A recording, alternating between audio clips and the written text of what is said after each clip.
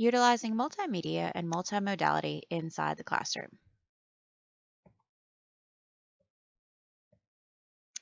So the article topic selected for this presentation, there are 10 articles that were selected for this presentation. One by Daujin, one by Dersh, one by Giordano. I probably just butchered that name. Peacock and Peoples, and we'll get to the other 5 on the next slide. Daujin wanted to focus on implementing an artificial intelligence system in practices for teaching English, whereas Dersh wanted to focus on reducing misconceptions and stimulate conceptual change to see if a computer algorithm that was coded to personalized refutation texts would be the best way to initiate conceptual change in the teacher's usage of multimedia learning. Multimedia learning is something that's been incorporated into the classroom for a while now, especially within recent years as our technology has advanced so rapidly. However, some teachers are very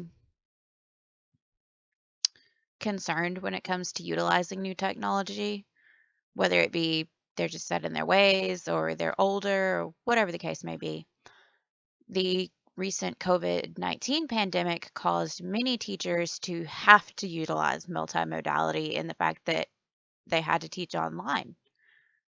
Many courses that you would never consider to teach online had to be utilized, had those teachers had to learn how to teach that class online. For example, all of your art classes, painting, ceramics, uh, mul- digital media. Digital media is a little easier to transition to an online class, but the others you would normally never think to teach those as an online course.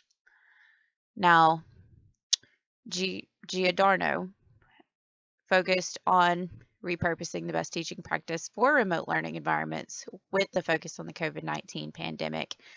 Everybody from elementary school to college shifted to online learning as soon as the pandemic became a global concern in the spring of 2020. Peacock focused on accessibility, best practices, procedures, and policies within academic libraries. Many libraries are set up to be extremely user-friendly, and the librarians are usually there to help you. The library is a great resource. Even if you can't physically access your campus's library, most campuses have an online library set up to where you can easily access the articles you would need. Um, that they have digital copies as well as physical copies, which is a very useful tool in the belt of, especially when conducting research. Peoples wanted to focus on utilizing multimodality instruction and performance feedback to improve teachers' vocabulary instructions. Now, vocabulary is a tricky thing because in the world of English, you can have many words that sound the same and look the same that have 2 different meanings. You have, 3 different twos, to the number, to the preposition, and to TOO, which means also. Now, another one is read and read. They're spelled exactly the same, look exactly the same. It's just how it fits into a sentence as to how it's pronounced. The other articles for this were Burke, Keshavars, Caroline, Lee, and Lou. Burke focused on multimedia learning principles in different learning environments utilizing a systematic review. Kesharvez conducted their study based on the Richard Meyer multimedia learning model and focused on how university instructors apply the design principles for electronic courses. Caroline focused on modality and redundancy effects and their relation to executive functioning in children with dyslexia.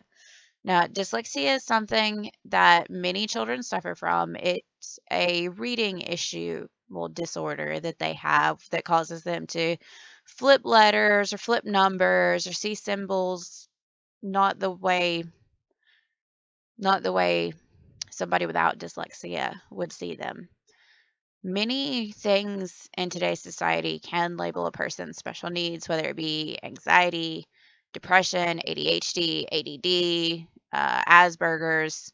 There's a large umbrella for that special needs covers. There's many roots to that tree and many branches to the tree that's labeled special needs.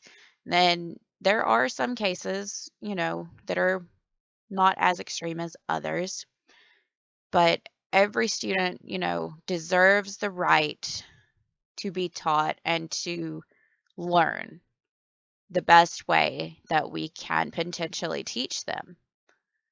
It would be more challenging to teach a student that is special needs, but as a teacher, you do everything in your power to give them the best learning experience possible.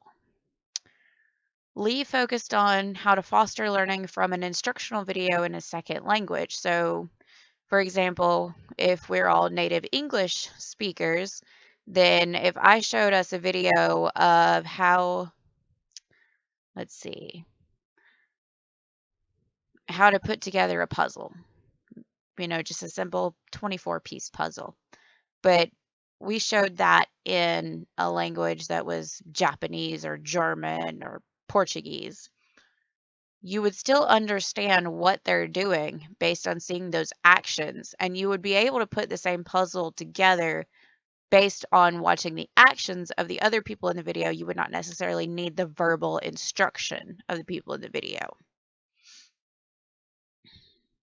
Liu focused on optimum input mode in the modality and redundancy principles for university ESL students' multimedia learning. Now, excuse me. All of the articles discussed had 1 to 6 or 7 research questions that the researchers wanted to try to find the answers to with conducting their studies. So Dao Jin asked, what is the application value of multimedia artificial intelligence technology in English teaching practice? Dersh asked whether or not making use of a computer algorithm to personalize refutation text would best initiate teachers' conceptual change of using multimedia learning in their classroom. Now, Giordano had 3 questions instead of just one main question they focused on. And those were, how could I maintain a personal connection with my students through a webcam? How could I keep them engaged in the course? And how would my assessments change to reflect our remote learning environment? Peacock focused on how academic libraries in the Northwest United States establish practices, policies, procedures, and workflows to meet these needs, as well as how do academic libraries currently meet these needs when providing streaming media services and other collection materials to users with accessibility needs. Peoples had 4 research questions, and those were, to what extent does receiving the combination of multimedia instruction via CAP TVs and performance feedback affect how much time pre-service teachers spend using EBPs for vocabulary instruction in a sample lesson? To what extent does receiving the combination of multimedia instruction via CAP TVs and performance feedback affect pre-service teachers' knowledge of EPBs for vocabulary instruction? What are pre-service teachers' views of the CAP TV as an instructional delivery model? And what are pre-service teachers' views of the performance feedback? Casharvez wanted to confirm the effectiveness of the 7 principles of the Richard Meyer multimodality model. This study was conducted in the context of 2 universities in Iran in comparison purposes. Now, even though these 2 studies were conducted in a foreign country, you could still conduct them here and potentially get the same results. So it would be an interesting research to do. Burke had 4 research questions with their study. What are the general characteristics and specific design features of multimedia learning research used to investigate multimedia learning principles? What learning environments are commonly preferred to test multimedia learning principles? What are the measurements and subject matters commonly used in testing multimedia learning principles? And how does using multimedia learning principles affect students' learning in different learning environments? Now, different environments are a traditional environment would be I'm at the front of the classroom, you're all sitting in desks, and we have a very traditional, I'm presenting a PowerPoint and you're taking notes. That's a very traditional classroom.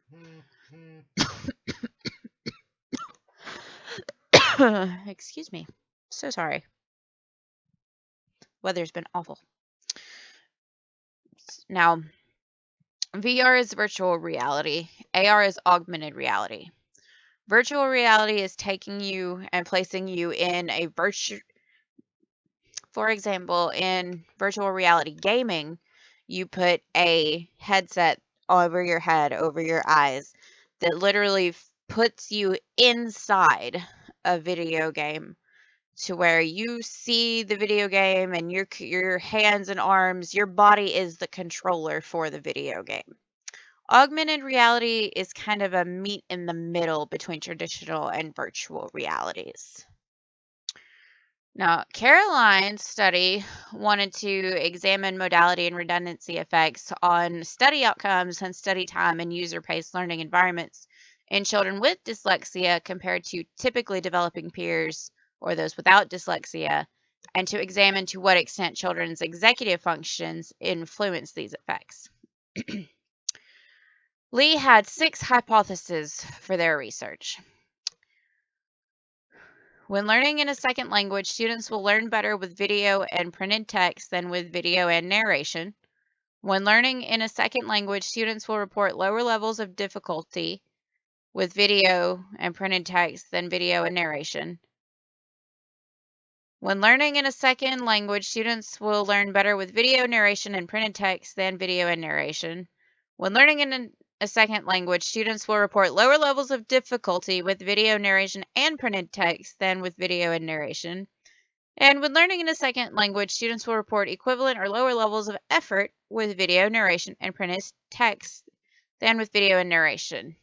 This is basically what I had said before, where the students are going to learn better with a video and a printed text rather than just watching the video and hearing the person speak in a secondary language that is not their native language that maybe they don't know. Now, Lou had 3 research questions. What is the most effective input mode for university ESL student multimedia learning? Does the modality principle apply to the learning of university ESL students?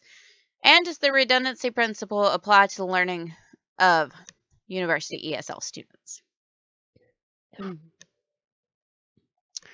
Now, all of the results, most of the results skewed positive. One of them skewed about the same. The results for Daojin's study were that the study compares the scores of students' listening, grammar, reading and writing, speaking, vocabulary, and observation classes before and after the application of multimedia English teaching.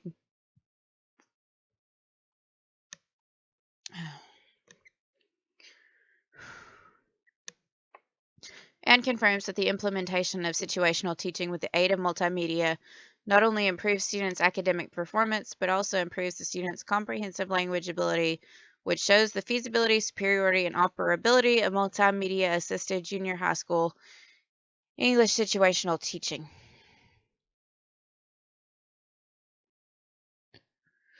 My apologies for that. Okay. Now, Darsh's study found that statistical analysis revealed that personalized refutation texts initiated the strongest conceptual change, which was driven by increased feelings of guilt and shame. Common refutation texts did not foster teachers' conceptual change as compared to expository texts. These findings do indicate that refutation texts should be personalized for experienced practitioners such as teachers. Giordano found that the teaching insight gained was that students truly appreciated discussing the relevance of science to current events. This mini unit will be improved by making explicit connections between course topics and the pandemic response in future semesters. Students often like to relate to what's going on currently. I am old enough to remember September 11th, 2001 which we know as 9/11. My little brother and sister did not live through that, so they don't understand it on the same level that I do. So it's important to attempt to utilize current events that some students do deem important. One topic may be more important to to one student than another, but it's important to try to relate these current events into the classroom to engage the students to, hey, we understand this, we're living through this. This pandemic, for example, none of us have ever lived through a pandemic, not in the age range of 20 to 30 years. Now, 100 years ago, if there are those still alive over 100, yeah, they might have lived through smallpox or the Spanish flu or, something along those lines. But most of us in today's society, this pandemic is a whole new world to us, literally. Now, Peacock found that 90% of the participants in their research indicated that they used accessibility to some degree in the decision-making process, while one participant indicated that their institution almost never uses accessibility in the decision-making process for materials. Peoples found that over the course of the study, all three groups of participants increased their use of the targeted EBPs. The CAP TV group, however, was the only group to consistently improve with each video and exceeded the comparison groups in the third video in terms of time spent using these practices. Casharves had results of confirmatory factor analysis that showed convergent and discriminant validities, as well as model fit indices, had the reliability of the theoretical model at the 99% confidence level. Burke's results indicated that authors prefer to use quantitative methods to test the multimedia learning principles, although other methods could be utilized. Some of the most common methods used in research are quantitative and qualitative methods. Caroline found that concerning children with dyslexia, more inhibition correlated with less transfer knowledge in the combined condition, but they had better cognitive flexibility correlated with more knowledge in the audio condition and combined condition. Now, if you have a child or you yourself are dyslexic or know someone who's dyslexic, honestly, my husband is slightly dyslexic, so he does not like to read. But he listens and he gains more from listening than he would ever gain from reading a book, simply because it's an easier way for him to learn something rather than seeing all these letters and numbers jump around on a page. Lee found that it overall appears that adding printed text to spoken text is useful when learning in one's second language. Liu found that the modality principle and the redundancy principle thus did not appear to have applied to the learning of ESL students, and therefore the three null hypotheses were not rejected. Basically, they found no change in their hypotheses, but their hypotheses were still valid, so they were not rejected. Now, there are several examples of multimedia in our world. We are an interconnected world. We're so connected in today's society due to the internet and social media that sometimes we forget to connect on a face-to-face level.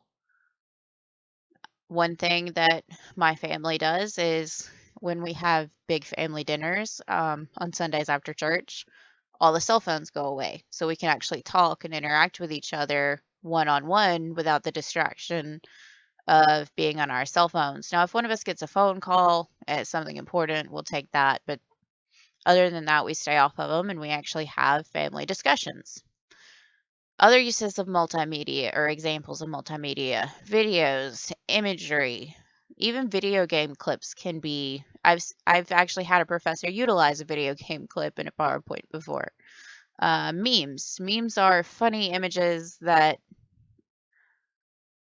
make people feel a certain way. A popular one a few years ago was the grumpy cat memes.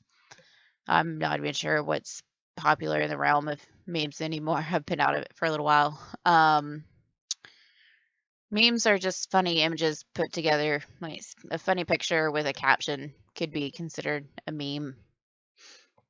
Now, examples of multimodality. Now, you can utilize multi multimodality basically means combining multiple modes.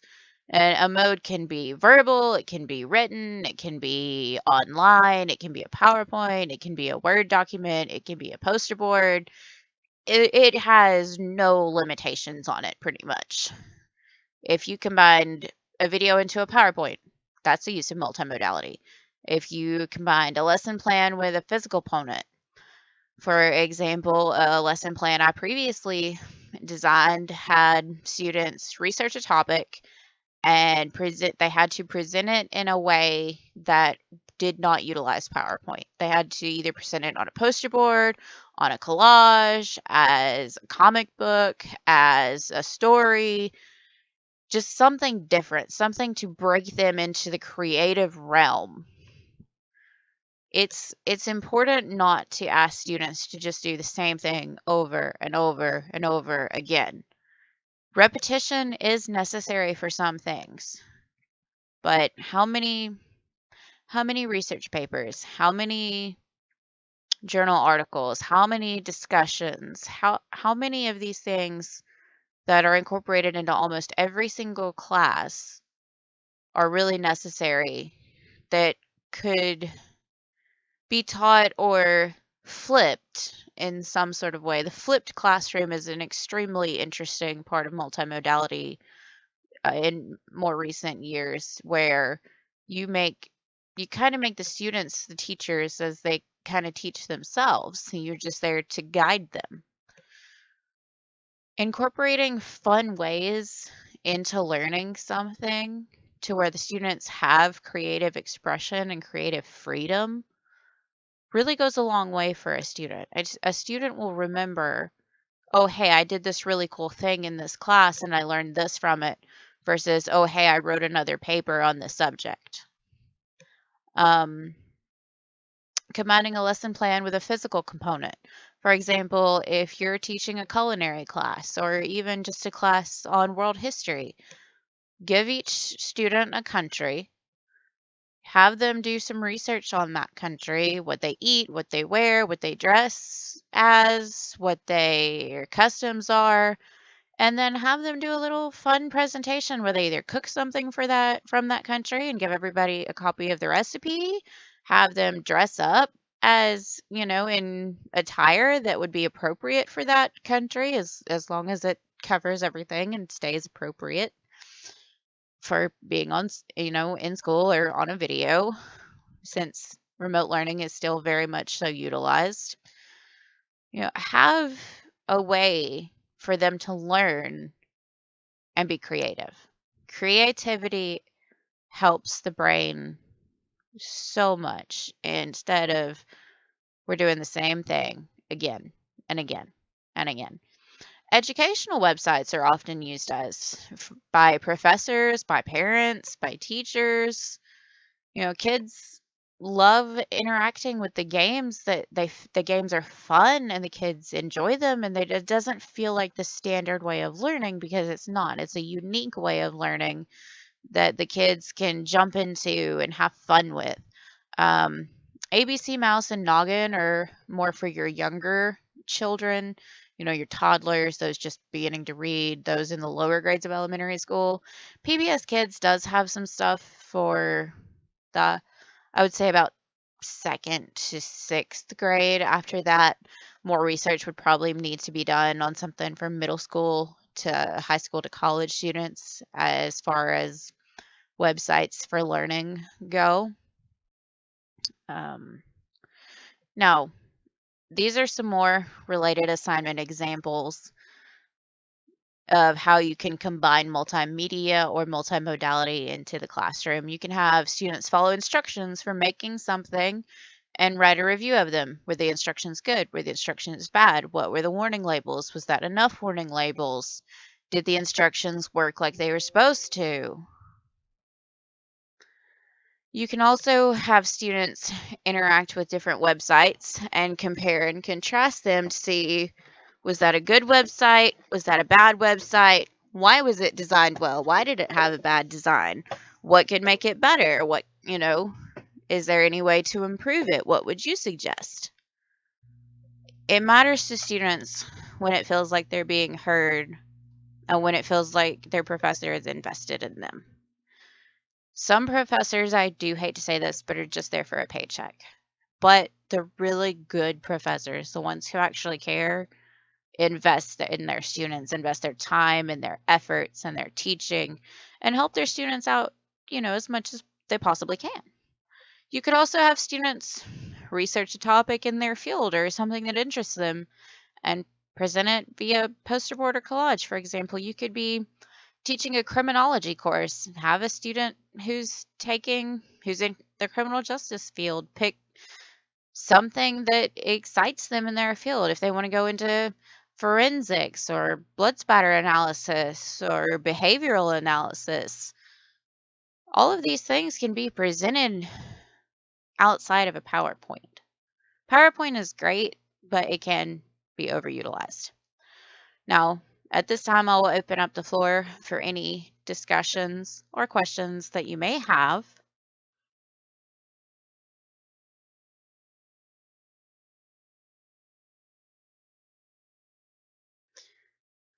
When off one of the studies that I have come across that I've learned over the years is that when you ask for discussion or questions, you have to give your audience 7 seconds for the brain to process long enough to say something. And then these are all the references I have, all with websites. I will be happy to email these to all of you. Multimedia and multimodality are extremely useful tools in the tool belt of the teacher. In such a technological world such as ours, you need to be able to utilize that technology and incorporate it into your students' learning, because even if you don't, they're going to use the technology. The younger and younger generations understand the newer and newer technology. I have a 3-year-old cousin who can work an iPhone perfectly fine, who can work a TV and watch his dinosaur shows. The younger and more advanced, the younger the child and the more advanced technology gets, why would you not incorporate multimedia and multimodality into the classroom when you know the students are utilizing it outside of the classroom anyway? Students are taught in elementary school now or middle school how to utilize Microsoft Word and Microsoft PowerPoint. I'm not sure about Excel. I know that's taught in college. But students are being taught these things younger and younger. Now, an interesting thing I did see for teaching like 4 and 5-year-olds hand-eye coordination, I think even 6-year-olds, was a PE coach took a projector up on and put it up on the wall where there were bugs, cute little bugs crawling around the wall, and these 4 through 6-year-olds took big rubber balls and would throw them at the bugs, and they would get points every time they hit a bug, and the bug would like disappear. It was just an interesting concept of teaching them, having them have fun while teaching them hand-eye coordination. There are multiple ways to teach very important lessons in a fun way. Some lessons have to be taught seriously, but if you can incorporate fun and creativity into your classroom, I encourage you to do so. Your students will thank you, and you will be impressed with the results, and you won't have to read 1,001 papers or listen to the same old PowerPoint. Have fun with teaching. Have fun teaching your students and investing in them. Bring creativity into the classroom with multimedia and multimodality. Even if you don't utilize those, bring creativity in and see what your students can do. See how creative they can be. really get to know something about them on a personal level just by utilizing creativity. I will be available. I will email all of I'll email this presentation to you so you can check out the references. And if you have any questions or want to discuss anything, you'll have my email that way. Thank you for your time, and I hope you enjoy the presentation.